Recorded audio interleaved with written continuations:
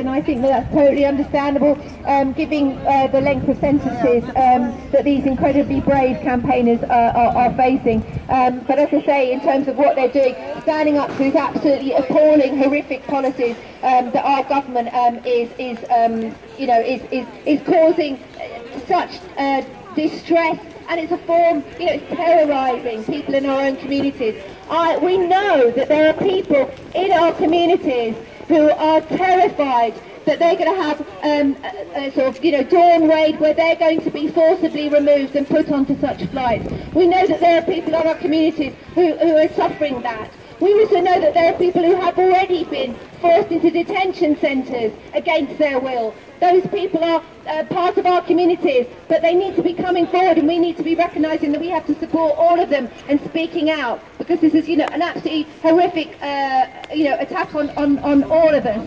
In terms of what we can do in terms of solidarity, I'd say to you that one of the most important things is this campaign. They need money, because we are raising money so that for their legal costs, because they are obviously going to be appealing the sentence when it comes out on the 4th or 5th of February. So please do help. I think there's a crowdfunder, an online crowdfunder, so you can donate on that. We're also going to be having buckets going round, so we can sort of help contribute tonight towards those legal fees.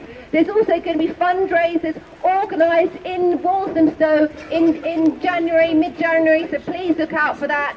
But also, please sign the petition, which is calling for their release and is calling for the end of these appalling and now illegal deportation flights. So there's a huge amount that you can do. I'm just going to introduce our next speaker, but it's just to say that this campaign and the impact of this campaign and the appalling sentencing has been met with a huge amount of opposition and a huge amount of solidarity and support for these campaigners. Amnesty International has totally condemned it. Shami Chakrabarti, who's the Shadow Attorney General, has come out against it. Emma Thompson is against it. There is a huge amount of very sort of broad support, and I think it's really important that we try to replicate that here in Waltham Forest. I'm really pleased to have with us Ulrika Schmidt, who's from Waltham Forest Amnesty International Group, to speak to us now. I want to start with a quote, actually, which I'm sort of badly translating from German into English, but I don't know how well it will work. But it says, if justice turns into injustice, then resistance becomes duty. And I think this is a real case of that. These 15 brave young people, they have taken compassion to another level. They were not just protesting about people being bundled onto a flight, possibly with a destination death. They took it further and actually prevented that flight from happening. And with that, they put their own lives on the line. Now, for that, they have been charged with terrorism, which is completely, is such an outrageous sentence. I'm Amnesty coordinator for Eastern Europe, and the pariah at the moment is the Justice of Hungary, who convicted a man I'm campaigning for to 10 years in prison, who has thrown 2 stones. But these 15, they haven't even thrown any stones. It is absolutely outrageous. Amnesty International has been following the trial, and Amnesty recognizes the censored 15 as human rights defenders, people who are standing up and fighting for other people's human rights, and who should be supported by the entire human rights communities.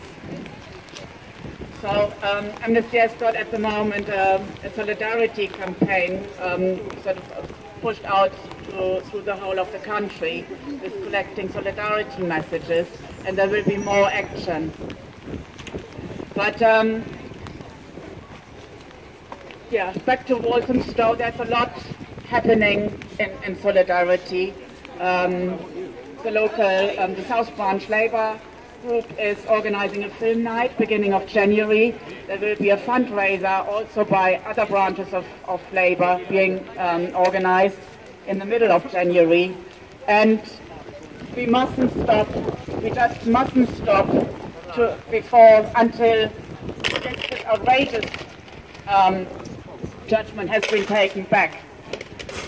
But also, what this outrageous court ruling has done, it really has put these brutal deportations on the map. Too many of us have not really been paying attention how lives of the most vulnerable are being destroyed on a regular basis. We don't even know how many of these flights have already left this year.